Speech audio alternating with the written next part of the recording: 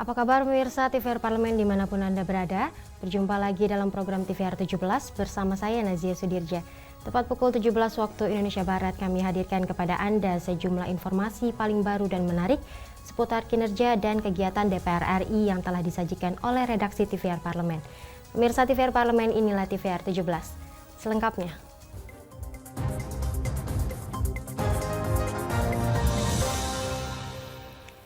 Ketua DPR RI Dr. Honoris Causa Puan Maharani himbau pemerintah dan stakeholder terkait antisipasi lonjakan arus mudik dan arus balik pada perayaan Idul Fitri 2024 serta mengoptimalkan tugas dan fungsinya dalam mengatur mobilisasi kendaraan guna antisipasi segala kemungkinan.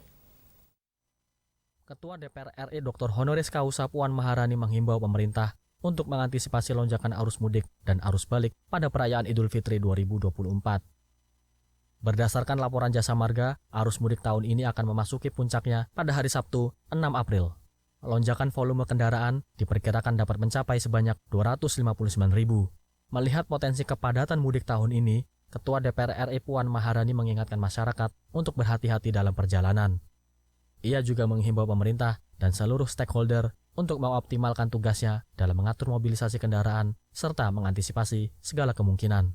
Saya minta kepada pemerintah untuk bisa menjaga arus mudik pergi dan kembali karena ini kabarnya akan ada jutaan orang yang akan melakukan mudik mulai besok sampai kemudian minggu depan. Jadi antisipasi hal-hal yang memang harus dilakukan oleh semua stakeholder yang akan menjalankan tugasnya. Sementara Wakil Ketua DPR RI Sufmi Dasko Ahmad merespon positif peran aparat kepolisian yang telah aktif memantau dan mengatur lalu lintas untuk mengantisipasi kemacetan. Kami dari DPR monitor bahwa mulai dari beberapa hari yang lalu sudah ditempatkan di lokasi-lokasi titik pemantauan untuk mengatur lalu lintas supaya tidak terjadi kemacetan. Berdasarkan perkiraan Jasa Marga, arus balik akan berlangsung pada H+1 sampai H+7 Lebaran. Perkiraan jumlah kendaraan yang harus dimobilisasi mencapai 1,9 juta kendaraan. Tim Liputan TVR Parlemen melaporkan. Beralih ke berita selanjutnya pemirsa, dalam rangka menjaga daya beli masyarakat jelang Lebaran, Komisi 4 DPR RI meminta pemerintah fokus menjaga distribusi pangan guna mengendalikan keseimbangan antara permintaan dan penawaran di pasar. Dalam rangka menjaga daya beli masyarakat, Komisi 4 DPR RI meminta pemerintah untuk fokus menjaga distribusi pangan. Sebab ketersediaan pasokan pangan di pasar sangat berpengaruh pada fluktuasi harga. Hal itu disampaikan saat Komisi 4 DPR RI berkunjung ke Pasar Johar, Semarang, Jawa Tengah. Anggota Komisi 4 DPR RI Endro Hermono menilai kenaikan harga pangan di Pasar Johar, Semarang masih relatif wajar. Namun, pemerintah perlu terus menjaga pasokan pangan untuk mengendalikan keseimbangan antara permintaan dan penawaran di pasar tradisional. Oleh karena itu juga nantinya kita akan bertanya kepada kebijakan di pertanian. Kalau pasar ini outletnya itu sudah ada, berarti produksinya itu gimana? Karena seperti Brebes ada banjir, kemudian jalan juga ada yang macet dan sebagainya. Itu apakah berpengaruh dengan stok yang ada di? Jangan sampai nantinya ketika itu tidak diantisipasi mendekati hari H, nanti harganya bergejolak, masyarakat yang akan keberatan di dalam hal harga yang tinggi. Oleh karena itu antisipasi terhadap semua. Sementara anggota Komisi 4 DPR RI Johan Rosian mengatakan pemerintah harus mengantisipasi lonjakan harga yang biasa terjadi menjelang hari raya. Ya kalau soal kenaikan harga ya mungkin itu sudah wajar ya di tengah sini, tapi memang harus kita berupaya agar kemudian dia minimal stabil maksud saya, ya kan? Itulah kenapa saya bilang yang penting sekarang ini ada barang dan terjangkau. Nah, tugas pemerintah menyiapkan barangnya agar stok itu cukup. Nah sekarang walaupun ada stok itu dia bisa dibeli atau tidak oleh masyarakat. Dari Jawa Tengah, Koko Inugroho, TVR Parlemen melaporkan. Dalam sidang paripurna masa persidangan 4, DPR RI mengesahkan 7 orang pimpinan Lembaga Perlindungan Saksi dan Korban untuk masa jabatan periode 2024 hingga 2029 yang diharapkan mampu memperkuat peran perlindungan demi memberikan rasa aman pada saksi dan korban.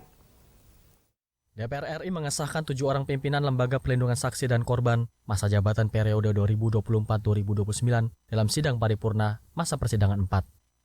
Sebelumnya, Komisi 3 DPR RI telah melakukan proses uji kelayakan dan kepatutan terhadap 14 calon anggota LPSK. Hasilnya, Komisi 3 menyetujui 7 orang untuk disahkan menjadi anggota LPSK dalam rapat paripurna. Adapun nama anggota LPSK yang terpilih diantaranya Antonius Wibowo, Sri Suparyati, Susila Ningtyas, Wawan Fahrudin, Mahyudin, dan Sri Nur Herawati. Wakil Ketua Komisi 3 Habibur Rahman menjelaskan, DPR akan terus mendorong penguatan lembaga LPSK. Salah satunya dengan memasukkan kewenangan dan tugas pokok LPSK ke dalam KUHP baru.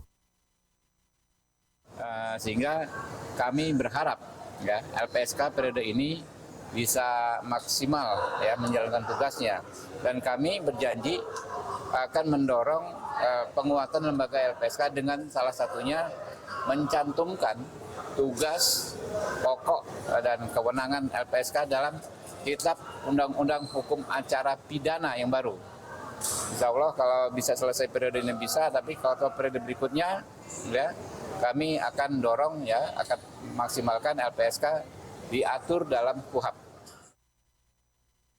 LPSK merupakan lembaga yang bertugas dan berwenang untuk memberikan perlindungan dan hak-hak lain kepada saksi dan korban, sebagaimana diatur dalam undang-undang. Hadirnya 7 anggota baru LPSK diharapkan mampu memperkuat peran itu demi memberikan rasa aman pada saksi dan korban. Andri, TVR Parlemen melaporkan. DPR RI meminta agar Permenaker dapat lakukan evaluasi, terutama mengenai waktu pencairan THR. Hal ini dilakukan agar pekerja memiliki cukup waktu untuk melakukan pelaporan apabila THR yang diberikan tidak sesuai dengan ketentuan yang berlaku. Informasi selengkapnya sesaat lagi, tetaplah bersama kami di TVR 17.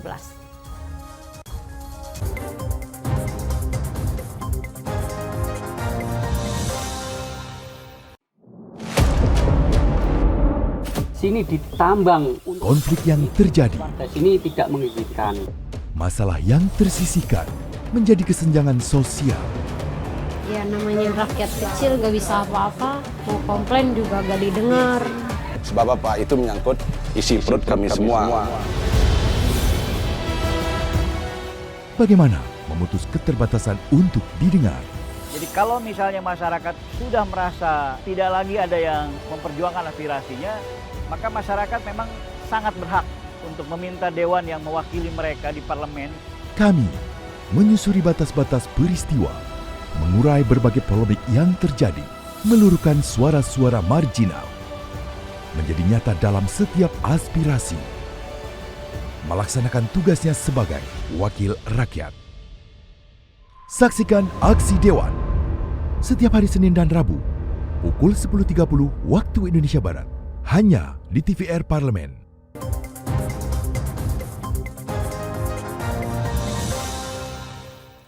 Anda kembali bersama kami di TVR 17.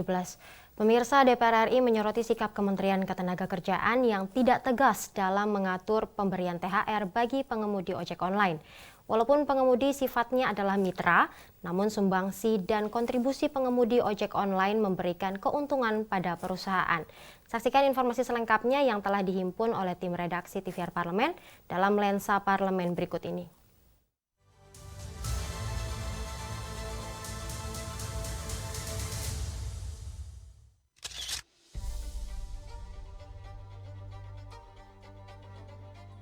Tunjangan Hari Raya atau THR merupakan pendapatan non-upah yang wajib dibayarkan oleh perusahaan kepada pekerja menjelang Hari Raya Keagamaan. Hal ini diatur dalam Permenaker Nomor 6 Tahun 2016 terkait waktu pencairan THR, nominal THR, dan sanksi bagi perusahaan yang melanggar ketentuan pemberian THR. DPR meminta agar Permenaker tentang THR dapat dilakukan evaluasi, terutama mengenai waktu pencairan THR dari yang sebelumnya harus dibayarkan paling lambat 7 hari sebelum Hari Raya Keagamaan, diusulkan paling lambat menjadi 14 hari. Hal ini dilakukan agar pekerja memiliki cukup waktu untuk melakukan pelaporan apabila THR yang diberikan tidak sesuai dengan ketentuan berlaku. Dari teman-teman juga ingin direvisi supaya kalau misalkan ada selisih ya, pemahaman atau ketidakpuasan, ada waktu untuk mereka menuntut hak-haknya sebelum ini lewat. Sanksi yang lain-lain sampai bisa dihentikan seluruh kegiatan dari perusahaan itu. Selain waktu pencairan THR, DPR RI juga menyoroti sikap Kementerian Ketenagakerjaan yang tidak tegas dalam mengatur pemberian THR bagi pengemudi ojek online. Walaupun pengemudi sifatnya adalah mitra, namun sumbangsih dan kontribusi pengemudi ojek online memberikan keuntungan pada perusahaan. Untuk itu, pemerintah juga perlu memberikan perhatian khusus terhadap kesejahteraan para pekerja informal dengan mewajibkan perusahaan memberikan THR. Tentu saya merasa kecewa, kenapa? Karena bagaimanapun ketika kita bicara tentang hubungan kerja, entah namanya mitra, entah namanya PKWT, dan bahkan dikatakan oleh Ibu Dirjen bahwa ojol ini adalah PKWT, ojol ini bekerja mulai dari pagi, siang, sore, malam gitu kan, yang mendapat untung juga perusahaan ojek online-nya begitu. Sebetulnya ini menjadi satu preseden ya kalau kemudian pemerintah justru menarik begitu ya pernyataan bahwa imbauan sebagai itikat baik, tapi buat sebuah mekanisme agar perusahaan ojek online, aplikator ini betul-betul memanusiakan para drivernya. Perusahaan ojek online nggak mungkin bertahan kalau nggak ada drivernya, kan begitu. Saya bolak-balik katakan dalam rapat. Pentingnya pemberian tunjangan hari raya bukan hanya bertujuan untuk memenuhi hak pekerja, namun juga meningkatkan aspek kesejahteraan, perlindungan, dan menunjang daya beli ekonomi bagi para pekerja.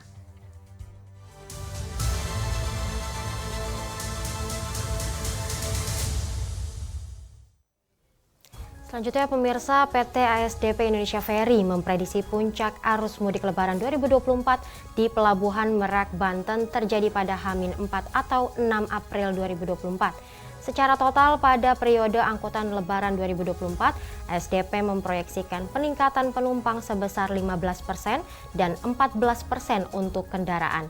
Informasi selengkapnya akan kami hadirkan usai jeda berikut. Untuk itu tetaplah bersama kami di TVR 17.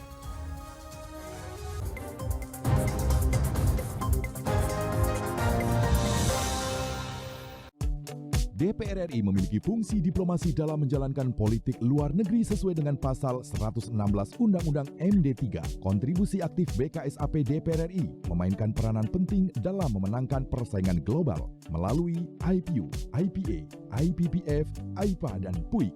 BKSAP memiliki komitmen yang tinggi dalam krisis kemanusiaan dunia. Fungsi diplomasi dijalankan untuk mendukung upaya pemerintah dalam melaksanakan politik luar negeri.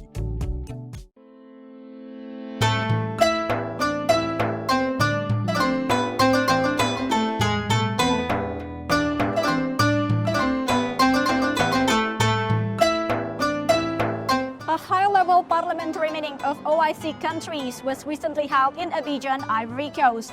In this conference, BKSAP of the House urged the forum to take concrete actions in resolving Palestinian issue.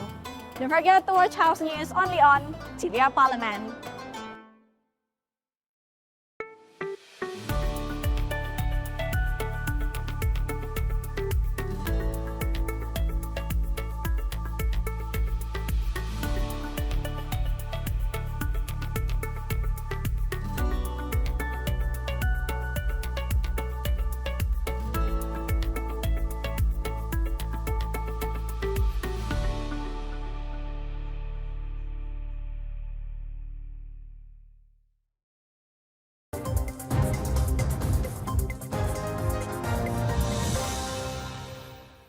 Anda kembali bersama kami di TVR 17. Pemirsa, terkait peningkatan penumpang dan kendaraan, ASDP mengatur jenis kendaraan yang menyeberang dari Pelabuhan Merak jelang mudik 2024. Selengkapnya pemirsa, berikut laporan rekan kami Alfat Rizky dari Pelabuhan Merak, Banten. Baik pemirsa TVR Parlemen dimanapun Anda berada, dapat saya laporkan saat ini saya melaporkan langsung dari Pelabuhan Merak, Kota Cilegon, Provinsi Banten. Di mana pemirsa saat ini pihak pengelola atau PT ASDP Indonesia Ferry cabang Merak ini masih terus melakukan persiapan-persiapan untuk penyelenggaraan mudik di tahun 2024. Pemirsa, dapat saya laporkan juga berdasarkan surat keputusan bersama Kementerian Perhubungan, Korlantas Polri, dan Kementerian PUPR terkait dengan pengaturan penyeberangan arus mudik tahun 2024. Ini diantaranya ada beberapa pembagian-pembagian nih pemirsa, yaitu dengan Pelabuhan Merak ini akan hanya dilewati penumpang pejalan kaki, kemudian kendaraan pribadi roda 4, kemudian juga ada pick up, kemudian truk yang berukuran di bawah 7 meter dan juga kendaraan bus. Lalu untuk pelabuhan sekitar Pelabuhan Merak, pemirsa, ada Pelabuhan Ciwandan. Ini difungsikan pada arus mudik kali ini hanya untuk kendaraan pribadi roda 2, kemudian kendaraan truk golongan 6B dan juga golongan 7. Dan juga di sini ada satu lagi Pelabuhan BBJ Bojonegara. Ini diberlakukan hanya untuk kendaraan truk golongan 8 dan juga golongan 9. Dan dapat saya informasikan pemirsa, untuk pengaturan terkait dengan arus penyeberangan ini pada mudik kali ini berlaku dari tanggal 3 April hingga pada tanggal 9 April di tahun 2024. Dan karenanya pemirsa, berdasarkan survei Kementerian Perhubungan pada tahun ini pemudik diprediksi mencapai 193 juta atau 71% dari jumlah total penduduk yang ada di Indonesia. Pemirsa, angka ini meningkat sebanyak 50% lebih dibandingkan pada tahun 2023 yang jumlahnya hanya sekitar 123 juta pemudik. Dan berdasarkan informasi yang saya terima pemirsa, untuk puncak arus mudik berdasarkan data dari Kementerian Perhubungan ini diprediksi akan jatuh pada tanggal 6 hingga atau maksud kami 5 sampai 8 April 2024. Dan jika melihat pada hasil survei di sini pemirsa, untuk transportasi kapal laut sendiri ini diprediksi berdasarkan Kementerian Perhubungan juga menyumbangkan 3 juta pemudik yang akan menggunakan moda transportasi laut. Dan pemirsa, adapun daerah-daerah yang menjadi asal perjalanan pemudik terbanyak, yaitu yang pertama ada Jawa Timur, ini sebesar 16,2%, kemudian juga disusul dengan Jabodetabek, ini sebesar 14,7%, dan Jawa Tengah sebesar 13,5%. Sedangkan untuk daerah tujuan pemudik nih pemirsa terbanyak ini dipegang oleh Jawa Tengah, ini sebesar 31,8%, kemudian disusul dengan Jawa Timur sebesar 19,4%, dan juga Jawa Barat sebesar 16,6%. Dan pemirsa, untuk menghadapi mudik pada tahun 2024 ini tentunya pemerintah telah menyiapkan beberapa strategi dari pembatasan angkutan logistik hingga rekayasa lalu lintas yang akan dilakukan di mudik kali ini pemirsa. Di mana hal ini dilakukan selama 5 hingga 16 April pada tahun 2024 ini. Dan ini pembatasan logistik ini hanya berfokus kepada angkutan bersumbu 3, karena angkutan bersumbu 3 ini pemirsa dinilai ini akan menimbulkan kepadatan karena jalannya yang lambat di jalan-jalan yang dilintasi oleh para pemudik. Dan juga angkutan logistik yang mendapat pengecualian maksud kami ini adalah angkutan yang memuat angkutan sembako, kemudian juga angkutan yang memuat BBM dan juga penghantaran uang. Untuk rekayasa lalu lintas sendiri pemirsa, ini pemerintah sudah menyiapkan 3 skema. Di antaranya ada skema one way, kemudian ada kontraflow dan juga ganjil genap. Ini tentunya disesuaikan dengan kondisi lalu lintas pada hari itu pemirsa. Dan dapat saya laporkan juga bahwa 3 skema ini pernah diterapkan oleh pemerintah pada arus mudik di tahun 2023. Lalu bagaimana tanggapan atau dari DPR RI turut serta menyiapkan mudik kali ini? Ini beberapa komisi dari DPR RI juga telah melakukan kunjungan spesifik langsung untuk meninjau titik-titik lokasi yang menjadi pusat kepadatan para pemudik untuk mudik ke kampung halamannya. Di antaranya ada Komisi 6 dan juga Komisi 5 DPR RI. Dan juga diantaranya kedua komisi tersebut sudah melakukan kunjungan ke Jasara Harja, kemudian juga ke terminal-terminal, hingga ke bandara guna meninjau kesiapan infrastruktur maupun juga pelayanannya. Dan pemirsa, di sini saya akan mengangkat salah satu komisi juga, yaitu Komisi 5, yang juga menyoroti terkait dengan melonjaknya harga tiket di moda transportasi umum akhir-akhir ini, khususnya di moda transportasi pesawat pemirsa. Untuk itu Komisi 5 meminta agar harga tiket ini tidak melonjak sebesar 2 hingga 3 kali lipat. Bahkan ada salah satu anggota Komisi 5 DPR RI, Bapak Sumail Abdullah, ini menyatakan kenaikan hanya maksimal 15%. Ini Komisi 5 DPR RI juga telah bekerja dan juga berkoordinasi dengan Kementerian Perhubungan dan pihak-pihak terkait untuk menindaklanjuti hal-hal tersebut supaya harga ini tidak terlampau tinggi melonjaknya pemirsa. Dan Komisi 5 DPR RI juga menilai sejauh ini persiapan yang dilakukan oleh pemerintah dari hari ke hari ini juga sudah terlihat semakin baik. Untuk itu Komisi 5 DPR RI terus mendorong untuk kepada para pemerintah ini untuk meningkatkan rasa aman dan juga nyaman kepada para pemudik melalui peningkatan pelayanan dan kesiapan infrastruktur di seluruh moda transportasi maupun jalan-jalan yang dilalui oleh para pemudik. Dan juga terakhir pemirsa, Komisi 5 DPR RI juga mendorong untuk terus meningkatkan sinergi baik pihak-pihak yang ada di pemerintah pusat maupun juga yang di daerah untuk turut serta bersama-sama mensukseskan momentum mudik pada tahun 2024 ini. Pemirsa, sekian yang dapat saya laporkan. Saya Alfa Rizky dan juga Handoko melaporkan untuk TVR Parlemen. Selanjutnya pemirsa, apa saja yang menjadi topik perbincangan di media online nasional pada hari ini? Usai jeda tetaplah bersama kami di TVR 17.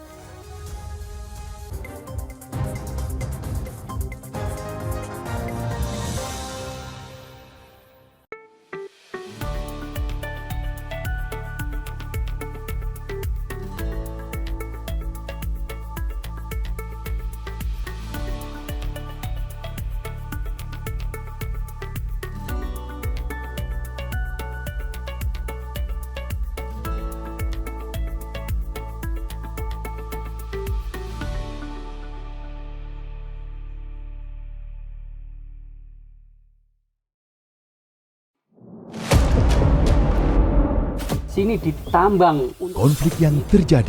Sini tidak mengizinkan. Masalah yang tersisihkan menjadi kesenjangan sosial. Ya namanya rakyat kecil gak bisa apa-apa, mau komplain juga gak didengar. Sebab apa? Itu menyangkut isi perut kami semua. Bagaimana memutus keterbatasan untuk didengar? Jadi kalau misalnya masyarakat sudah merasa tidak lagi ada yang memperjuangkan aspirasinya, maka masyarakat memang sangat berhak untuk meminta dewan yang mewakili mereka di parlemen. Kami menyusuri batas-batas peristiwa, mengurai berbagai polemik yang terjadi, meluruhkan suara-suara marginal, menjadi nyata dalam setiap aspirasi, melaksanakan tugasnya sebagai wakil rakyat. Saksikan Aksi Dewan setiap hari Senin dan Rabu pukul 10.30 waktu Indonesia Barat hanya di TVR Parlemen.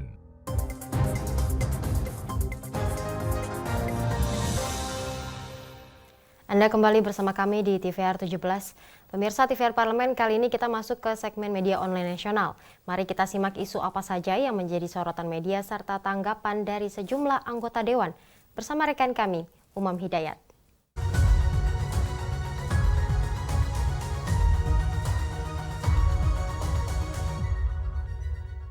Selamat sore pemirsa. Berita pertama yang menjadi headline di media online yaitu DPR RI minta usut tuntas kasus timah. Dapat dilihat di layar kaca Anda pemirsa. Di sini kasus dugaan korupsi tata niaga komoditas timah di wilayah izin usaha pertambangan PT Timah Tbk tahun 2015 hingga 2022 ramai diperbincangkan publik. Hingga kini Kejaksaan Agung Republik Indonesia menetapkan 16 tersangka dalam dugaan kasus korupsi IUP Timah tersebut. Dan pemirsa, melihat kasus yang melibatkan perusahaan plat merah, anggota Komisi 6 DPR RI Rieke Diah Pitaloka dukung langkah Kejagung dalam mengusut tuntas kasus dugaan korupsi yang diduga mulai dilakukan sejak tahun 2015 silam. Dan pemirsa, terjadinya kasus korupsi secara berulang yang melibatkan BUMN sangat disayangkan, terlebih sudah tertuang peraturannya dalam Undang-Undang Dasar 1945 Pasal 33 bahwa bumi air, dan juga kekayaan alam yang terkandung di dalamnya dikuasai oleh negara untuk kemakmuran rakyat.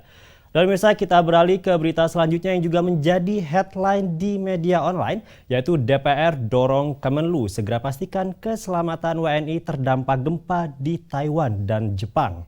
Dapat dilihat di layar kaca Anda, pemirsa.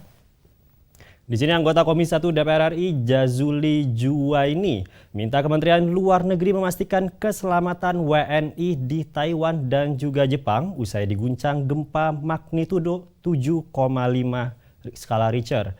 Dan pemirsa, Kemenlu harus bergerak cepat untuk mengidentifikasi keberadaan WNI di wilayah terdampak gempa dan juga tsunami. Sebagaimana diketahui, terjadi gempa dengan kekuatan 7,5 di wilayah laut dekat Taiwan pada Rabu 3 April 2024. Serta Badan Meteorologi Jepang mengeluarkan peringatan tsunami 3 meter akan menerjang pesisir selatan Okinawa wilayah pantai barat daya Jepang. Dan pemirsa, gempa tersebut menyebabkan banyak kerusakan bangunan di wilayah timur Hualien dan padamnya aliran listrik di beberapa bagian kota Taipei. Dan pemirsa, itu tadi headline di media online pada hari ini, yaitu DPR RI minta usut tuntas kasus timah, serta DPR dorong Kemenlu segera pastikan keselamatan WNI terdampak gempa di Taiwan dan juga Jepang. Kembali ke rekan Nazia.